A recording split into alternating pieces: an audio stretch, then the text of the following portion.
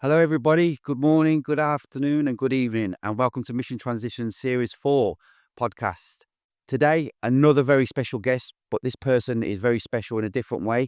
I've got Rukhsana that's with us, and now she's the first member to join the Mission Transition family.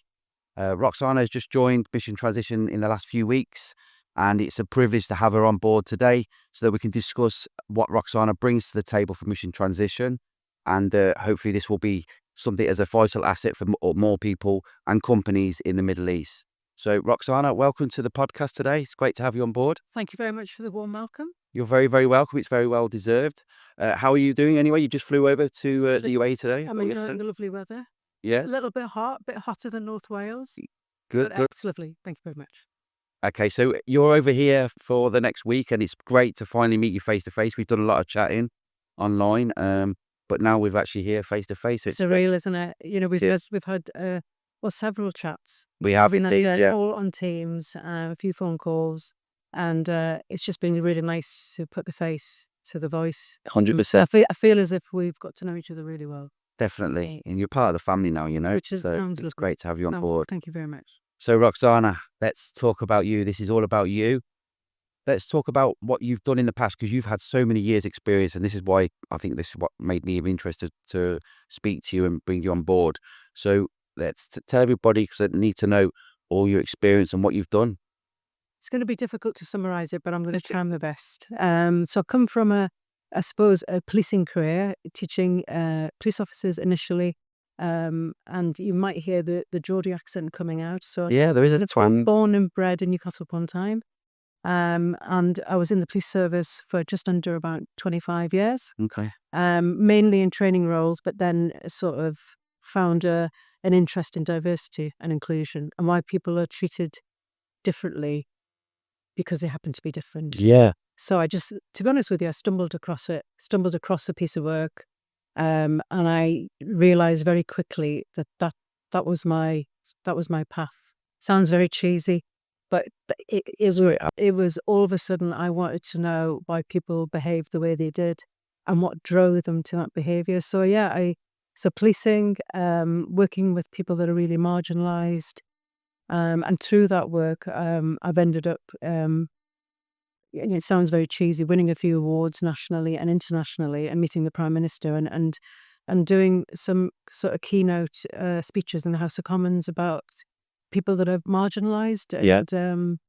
And I feel throughout my whole career I don't want to give too much away because then you'll realise how old I am.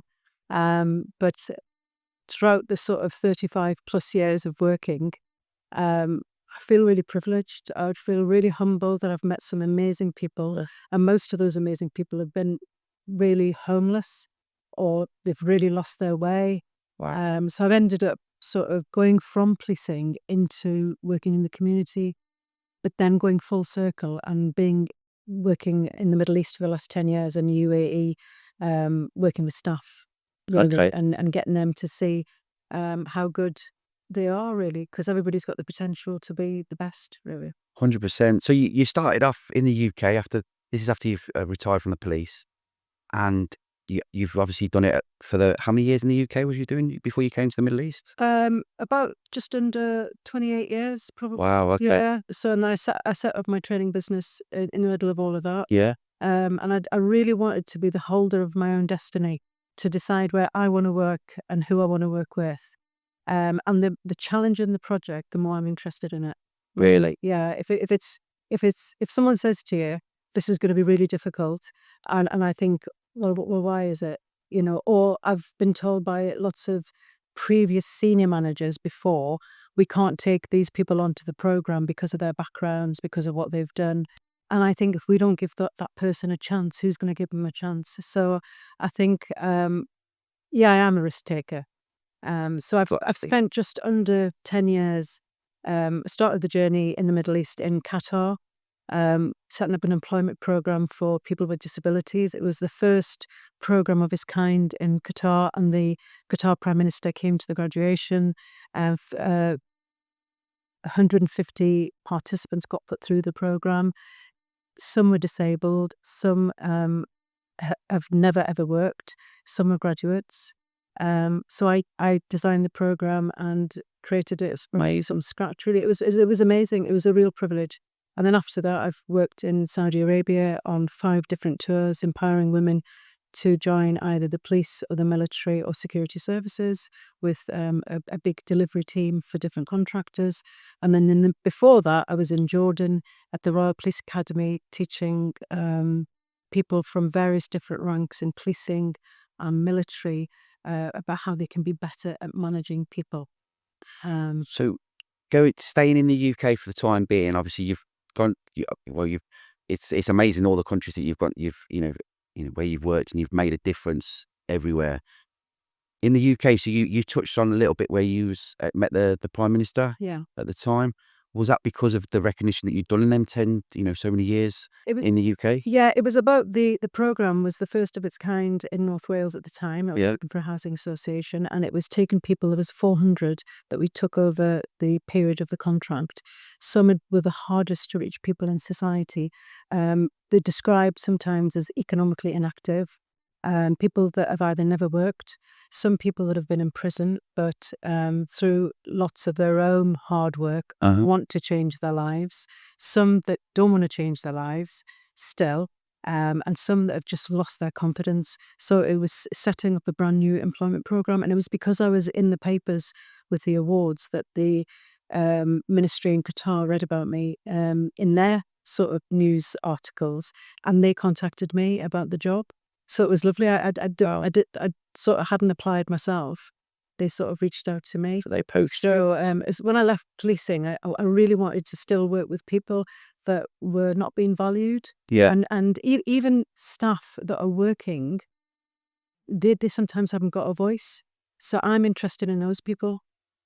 I want them to be empowered. I want them to be valued. So that's been my destiny and my I suppose my narrative of just doing that sort of work. So you got poached basically to come over to the Middle East. You didn't actually apply for anything or nothing. So you was approached. Then you came over here. And how many years overall in the Middle East have you done so Just far? under 9 years. Wow. Okay. Yeah. So, there's a big. Would you say there's a big difference between what you did in the UK, more challenging, different ways in the Middle East, and what were them challenges that you came across? Yeah, I mean, there is different challenges. Yeah. And I'm not just in North Wales, so I work still in policing in nationally in other parts in the UK. There's challenges here. I come from the culture, so I know a lot about the Muslim culture. Yeah. And I think that helps as well. But I think my broader understanding of diversity and inclusion and what it feels like to walk in somebody else's shoes has been a big part of what I'm about. And I see the challenges here similar but different. Okay. So would you say that's the same across the Middle East, or is it very different to like Qatar, the UAE, Saudi, and that? Definitely. Yeah. It depends on the Gulf state. If you look at the Middle East and you look at Qatar, Saudi Arabia, Jordan, Bahrain, those sort of places, Jeddah, they're very different. Very, very different for lots of different reasons. If you look at Saudi Arabia with the 2030 vision, there's a lot of progression. It's their time at the moment to really boost their economy and empower women to, first of all, work. Women can drive now in Saudi Arabia, and to see women reach their true potential, and then also for women to realize they've got potential. So that is very different in the Middle East. But when you come to Abu Dhabi, and I've been coming to Abu Dhabi for the last 2 or 3 years for a different contractor, and I've been teaching leadership coaching and mentoring here for a particular company who work within the public sector. So various people from public sector organizations come on those courses. It's very different in Abu Dhabi. And in lots of different ways. There's a lot of progression here that you can see quite quickly, and you can see that Qatar is there as well. Really? But I've also been to Oman as well and done a piece of work in Oman. So it's lovely to see the different regions of how they're developing and how they're moving at pace. But sometimes they do sort of stagnate depending on what their remit is. And that's where you step in, isn't it? Yeah. To keep that, maintain that, keep that good, nice flow sort of thing. Like, Find out where the gaps are, really. Yeah. I get commissioned by organisations to come in to see what can they do to communicate better. A lot of it, Stuart, you look at all these training courses, that the biggest thing in the training courses is if you can communicate with people, whether you're a manager, whether you're a part of the team, Yeah. if you have got the people skills, you're more than halfway there. Half the And battle, isn't it? honestly, Definitely. honestly. So it's not that clever what I do, and I'm just really motivated. Yeah, but it's kind of like, and it brings us on quite nicely, actually. I wanted to touch on unconscious bias. Right. Okay. Now, every single person, it doesn't matter, as a human being, we are, we have that unconscious bias, but it's bringing it to the surface and being aware Yeah. of, you know, and obviously it can be a very delicate, conversation. Like when I was in the military, we had to know about unconscious bias and that sort of thing. Like, so how do you must be very challenging to put that across to a person, to a company, to, a group of people about one, how to explain unconscious bias and for them to understand what it actually means. Because a lot of people don't, and that's not just in the Middle East. That is, Globally. yeah, globally, 100%. So how do you, that must be really, really challenging that. Yeah. I mean, unconscious bias is the actual term is a little bit old hat now, and there's a lot of other terms for it. Implicit bias seems to be the in thing, and words keep changing. Yeah. But it still means the same. The way I suppose this lends itself to talking to you about my style of delivery is that I do use PowerPoint as a backdrop or some sort of scrolling presentation in the background. But as someone told me a long, long time ago, because I'm not very good at, believe it or not, of sort of showcasing myself on social media, she says, being on a podcast. But I've shied away from this. So Stuart, you've obviously got lots of skills to get me here. My unique style, a business advisor told me a couple of decades ago, and she said, it's you. It's how you put stuff across. Yeah. So in the workshops, I get people to really look at themselves, look at how they come across as individuals, and use a lot of real life experiences that I've had myself. Some anecdotes from my own family members, etc. Right. Without going into too much private details, but asking people what do you think it feels like if your life has been mapped out because of the way you look or what you represent or what protected characteristic you come under. Okay. Would you say that we all make judgments, including me? Yeah. Do we all make judgments? And I'm hoping some of the audience will say, well, yeah, we do. And I said, we actually do it without realizing it. So I give some case studies. I do role plays. Sometimes I've done a role play all by myself. I'm no Lee Evans, obviously, but I've jumped between two seats. I've jumped between two seats and being two characters of what it feels like to be treated differently by a hiring manager, and getting even people from HR to say, well, how often do you think you've already had the preconceived ideas before the person's even come into the room because of what you've bred Yeah. and what you've thought, and the brain sort of does it unconsciously, and it's getting them to actually vocally say it out loud. Yeah, I've done that.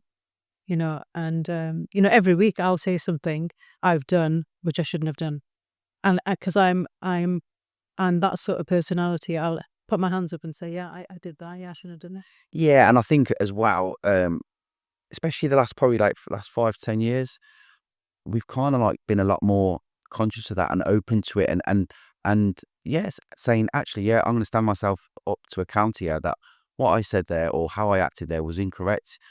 It's still a long way to go, with a lot of people, but it started, and what you deliver to people and bring that to their attention, whether it's the HR department or a whole group or anything like that, it's great. But I think, tell me if I'm wrong, but I think like once you've got that up and running to a group of people or a company, it's to keep it maintained. Yeah, definitely. So do you have to kind of like, do you when you've been hired by somebody, okay, to deliver equality, diversity, unconscious bias, things like this, do they always call you back, or do you say, look, listen, I'm going to come back in a year's time or something like this to keep, just to see where we're at, that it hasn't been forgotten about, it's not been put to one side?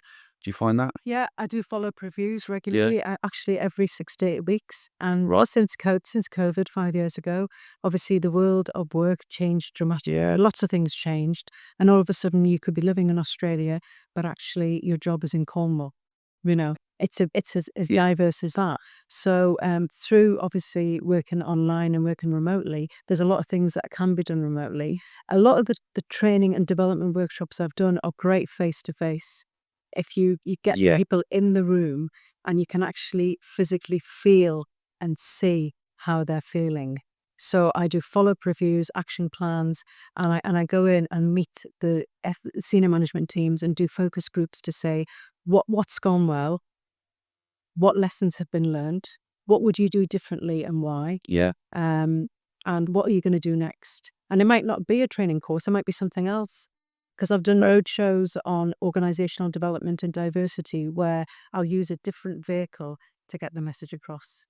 That's brilliant. So you have to be so many Different different. methodologies. Yeah, definitely. Yeah. And also as well, you've helped the children with disabilities as well, haven't you? Over in the Middle East as well, which Which is amazing. To be honest with you, without, I mean, obviously, I won't mention the name of the company, and I can't tell you, Stuart. I mean, on every project I've cried, as my graduates or recruits graduate. I've worked with some amazing teams, yeah, people that want to be there for the right reasons. And seeing somebody that's hard of hearing or visually impaired actually work in police station in Qatar as a lady. wow, I've got the video to show you. It's all awe inspiring, and it reduces you to tears, and it's a very humbling experience to be part of that. You're part of that reality that all of a sudden has changed that person's life, and the parents in Qatar of the students that were on the course, because I wrote the course, and then I did a building capability program for the ministry and trained their staff of how to replicate that training package. But when the parents came to see me after I graduated, they said they were just, the mums were hugging me and saying, you've changed our life. We had our child hidden away behind closed doors because, historically disability, for whatever reason, has been deemed as the wheelchair. yeah, And we've moved massively. We've got lots of things to do with neurodiversity now as well. But to hear that from the parents, I mean, I heard from the graduates themselves, but to hear from the parents, the aunties and uncles, I got invited to their house for tea when I was in Qatar. I went to a wedding as well. really, Yeah, I went to a few weddings in the UK of clients whose yeah, lives had changed, and I think being part of their family is what's kept me going, really. that's brilliant, and that's a weight in gold, isn't it? Just hearing it from the Better than the families. pay packet. Yeah, It's better than exactly. the salary. And, you know, there's a lot of reasons why people do certain contracts. But I do wear my heart on my sleeve, and Yeah, the contract most of the time really excites me and I want to get involved. So, yeah. and that's what it's been kept you going for all these years, you know? No, I It's think of winning the most inspirational person award in Wales, and I was absolutely taken aback that I won it. And again, when I went on the stage to do the little my CEO pushed me forward to speak, and I started crying then as well, and saying like, I can't believe I've won this award. But I have been told that you're very inspiring, but I've had a lot of help along the way. yeah. I've worked with some amazing people. I've got a couple of really good best friends who have helped me. So you're very, very popular across the Middle East, the UK, you know? I don't know about that. I'm one of these people that keeps coming back. So yeah, I'm very lucky that I've had some really good people in my corner. Yeah. And I think when like we spoke and that, and I thought, wow, this is a real opportunity. And that's why you've come to Mission Transition now, you know, for something different for you and for me, Yeah. you know. But I think like after speaking to you a few times, and I thought, wow, you know, it just felt natural for you to come to Mission Transition. Yes, it's a family business, but like I said at the beginning, you're now part of that family, Yeah. you know. Yeah. And I really think that there's so much opportunities in the UAE, okay, in the Middle East, you know, in the UAE, obviously, 'cause that's where we are currently, for you to be able to deliver your expertise, you know, what you know, your experience and that to make a difference, whether it's in Dubai, Abu Dhabi, anywhere in the Emirates, it doesn't really matter, or in Qatar, but, you're going back there, soon. So I really thought, wow, you would be a vital asset to the company, to bring you on, and it's a privilege to have you on board now. So I really do think that companies now, now that they know who you are, through mission transition, Allah, as they say. yeah, they're very much so, that we can actually get you, in front of people. And we've already spoken to people in homeschooling, homeschooling people, Yeah, and they're very interested in seeing, and want to meet you. And there's so many opportunities, different avenues, there is. It's exciting, It's yeah, and, to be honest with you, since we've met, sort of virtually, and I love your honesty and the way you are. you- And for me, sometimes, you'll see somebody as a manager or a director of training, and you have a feel about the person. yeah, And even though we've only just met today, which is really surreal, we've got to know each other sort of virtually, and I loved your candid approach about you are yourself. You're not yeah, pretending to be something. I think for me, if I see any sort of bullying behavior or somebody not valuing somebody and putting them down, it's a real turn off for me. And I've walked away from contracts as a result of it. If the top team have got that sort of behavior where yeah, you're not willing to change, then for me it's not that attractive really. So we want people to be open yeah, and willing to accept that they've got it wrong, maybe. exactly. And that's the hardest part, isn't It it? is. Is It somebody is. You getting it never. wrong. I'd never say to somebody straight away, "Oh, by the way, you're doing it all wrong." You have to build up that relationship. Definitely. And I've learned a lot myself. I've learned the mistakes I've made, throughout my career. At different stages, I've learned to change my communication style, repackage it in a different way, really speak to the person, but really listen to the person. We don't listen enough. No, we don't. We We do it. don't. We just listen to we'll hear what we want to hear half the time. But But you're so easy to talk to, and I think our sort of connection started from day one, really. So it was a no-brainer for me to yeah, say, I exactly. wanted to be part of Mission Transition, to be part of something new, really. And I was really looking for something when you came along, really, Stuart. So it was meant to be then, wasn't it? It was meant to be. Yeah, I was looking for something. So what would you say, just going through, not that your career's over because it's just starting as a new, Yeah, absolutely. a new career is just starting now. But with your work that you've done in the UK and the Middle East, what would you say has been your most challenging time? If you can think of one off the top of your head now, I've not prepared you for that question there, but if you can give me is there a time when you've been really challenged, and you thought, oh, I don't know if I'm going to be able to get this point across or deliver this to Yeah, where it should but be? there's been a number of challenges. A couple in the UK working with people that have lost their way, and they want to verbally attack you, and so you try and find ways of working with them. So I changed my methodology and Okay. actually talk at the level that they're at. The Saudi contracts have been quite challenging for a Yeah. number of reasons. Very enjoyable at the same time, extremely rewarding because you're working with women that might end up in a career in the military, civil defence, policing, security. It's very humbling and emotional when you come to the airport and you see your recruits working at the airport. Wow. Yeah, Really? they recognize you because you're one instructor, so they recognize you. And so that's lovely. But yeah, the Saudi contracts have been a bit challenging, but I've still gone back. There's an amazing group of ladies that work there. Yeah. We're managed by a couple of big contractors. Obviously, I wouldn't mention the name. No, no, of Okay. course. But I can say the Home Office. The Home Office are very positive about delivering this in partnership with Saudi and the UK government. So those sort of contractors that win those awards, it's really making a difference for the women Yeah. in Saudi Arabia. And I'm hoping to go back to Riyadh in the new year to work in another organisation to do leadership for women as an empowerment program. Wow. Okay. And that particular educational organisation have reached out to me because they saw me training in May and June last year. Okay. So that was it's lovely to. Most of my work has come through recommendation. Believe it or not, I've avoided social media.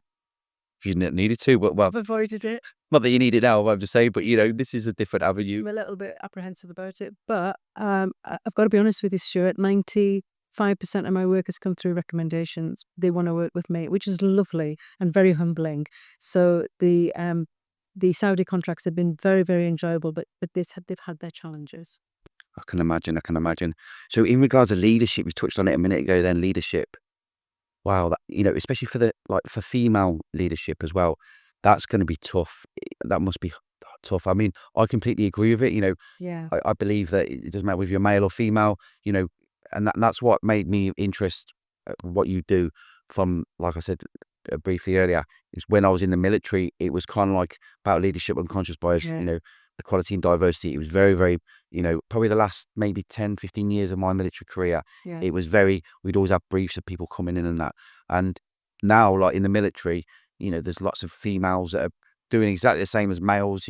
Same courses, and they're leading people. They've made a difference, haven't they? Oh, They've probably 100%. still got a way to go yet. It's a bit like policing. Yeah. Look at UK policing. I'm still very proud to be part of the policing service that I worked for 3 different police forces. Have we got some people that shouldn't be in certain jobs? Yes, we have. But you can't change the world overnight. No. You can do your little bit. But in terms of leadership and empowering people, whether it's men or women, if you look at women, empowering them to have an opportunity to, first of all, to realize they've got the potential, but then actually help them to reach that potential, Yeah. is probably one of the best jobs in the world. If you can see your future leaders, and it's somebody that thought, well, actually, no one's really paid attention to me before. I don't even get listened to in meetings. People put me down. And in that person, you see this amazing personality that's just itching to get out, and they're going to be your future leaders. Yeah. The forgotten ones, the ones that don't get a chance, the ones that are overlooked in meetings.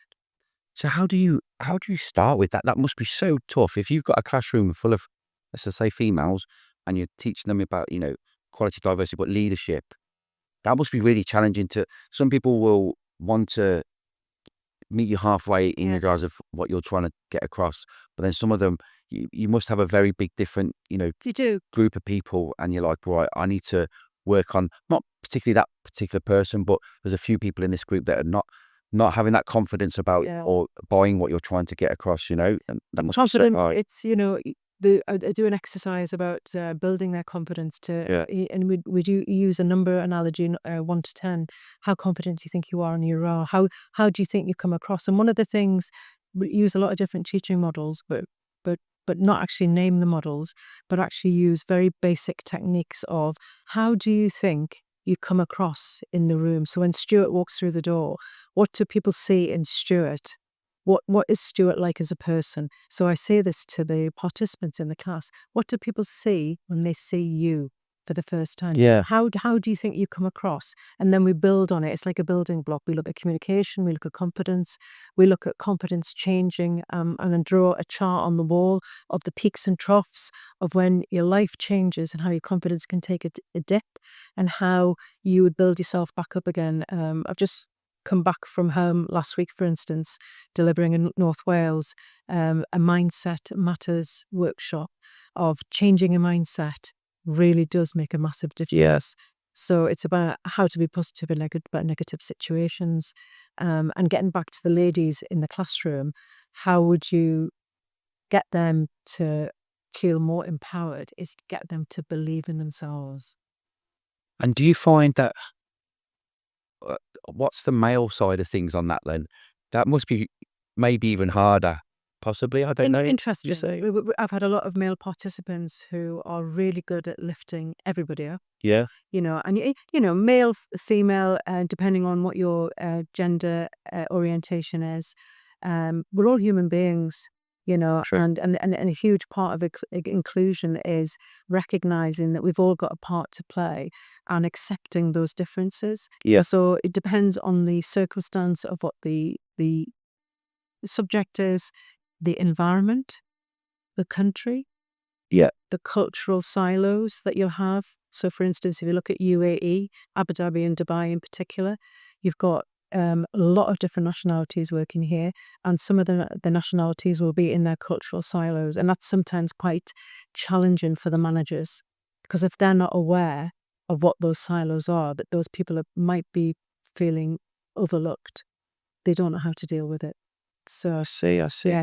there's a lot of work that I know that we could do here, really. Yeah, and that's what it is. It's kind of like it's getting your word out, your name and who you are on the mission transition, out there, because you are very flexible of how you can deliver Yeah, these courses. You can do them in person, you can do them from home, you can be anywhere in the world, yeah. because you've got different, projects and different programs that you can deliver.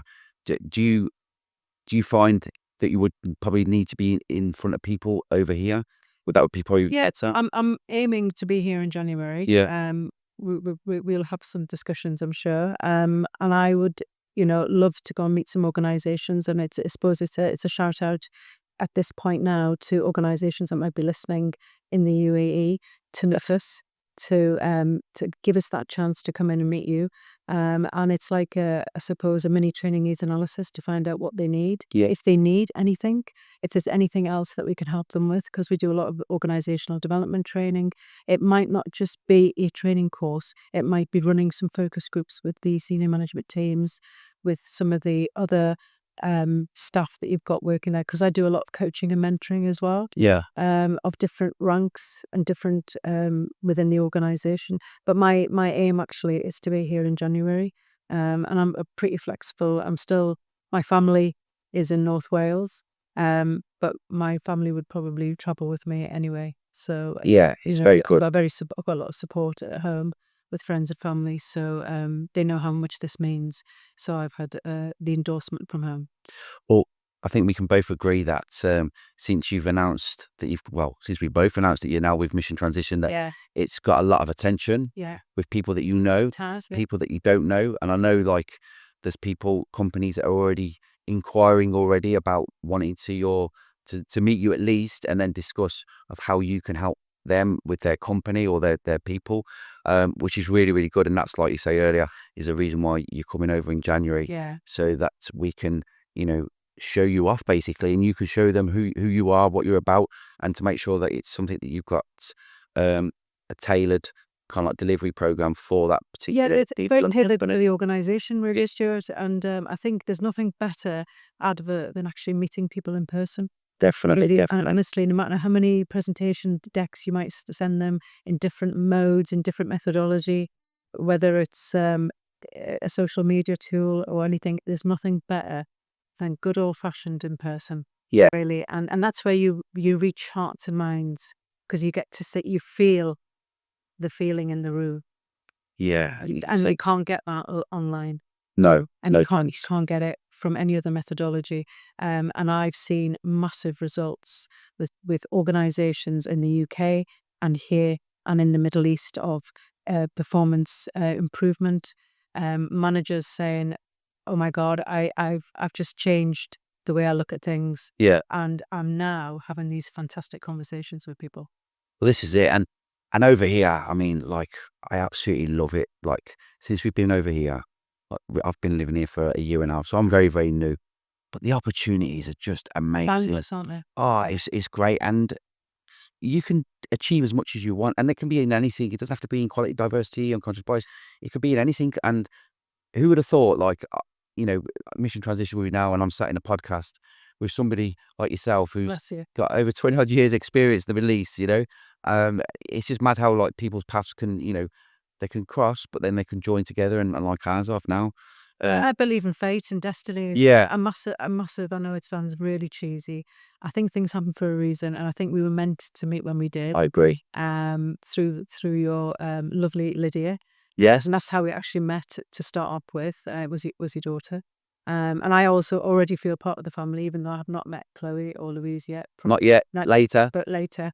But I do feel, and it's that family feeling. When I've gone to clients' weddings and organisations have invited me to be part of their small team at their event, I feel really privileged. It's great. Asked me, really. So I think the only way is up, really, now from here. It is. Yes, It is, and we'll gain lots of. We've already have gained quite a bit of interest. definitely. But it's sometimes even the smallest piece of work is actually really, really rewarding. In lots of not necessarily the money, it's rewarding because you're making a difference for that company. And I'm glad you just said that, because this was going to be my Oh, my last question was, sure. what's been the most in your career so far, the best project that you've really, really loved, and it's like it doesn't have to be the pinnacle one. It can be the one that you've really took away a lot and thought, wow, I really enjoyed that, and it's stayed with you after all these years. The employment program in Qatar, Yeah, definitely. I mean, there's an employment program in North Wales, which comes they're on par, really.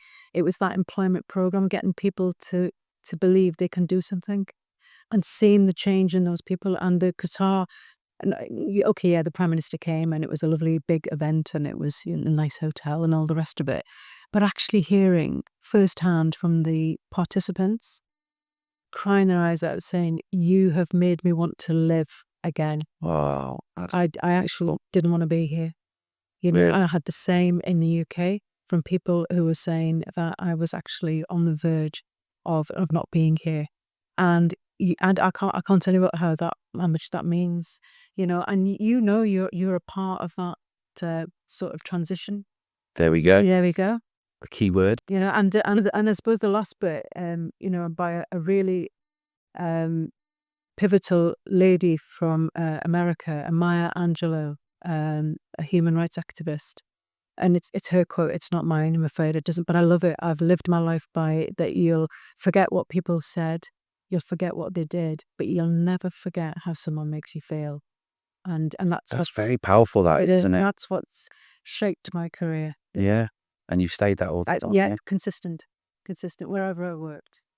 Yeah. But listen, I tell you, Rukhsana, it's not just a privilege to have you as a podcast, but it's a privilege to have you part of Mission Transition family. Thank you very much. And I'm really excited. I'm so glad that we both had this, because it's not just my decision, both of it. Yeah. We both made that decision to do what we're doing now. Yeah. And I'm hoping that a lot of people, and I'm pretty sure people will see this podcast and think, wow, I need to speak to Rukhsana, and let's see what she can do and help them bring their businesses forward, or they're just families or anything like this. Like you say, you've got a lot to offer. So thank you so much. I really, really do appreciate it. Very welcome. Thank you. Very welcome.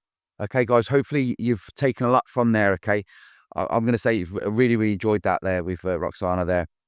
If you would like to get in touch with myself or Rukhsana, then please go on the website, okay, www.missiontransitionuae.com, or drop us an email on info@missiontransitionuae.com, and let us know if you want to get more information, and we will definitely, between the two of us, reach out and respond. And like you say, Rukhsana's going to be here in January for quite a while, so you can even get face-to-face with her as well. But listen, I hope you've all enjoyed that. I've really enjoyed it. Thank you again, Rukhsana. Okay, and stay in tune for Series 5, which will be coming up soon. And remember, strengthen Lexi, strengthen us. Thank you.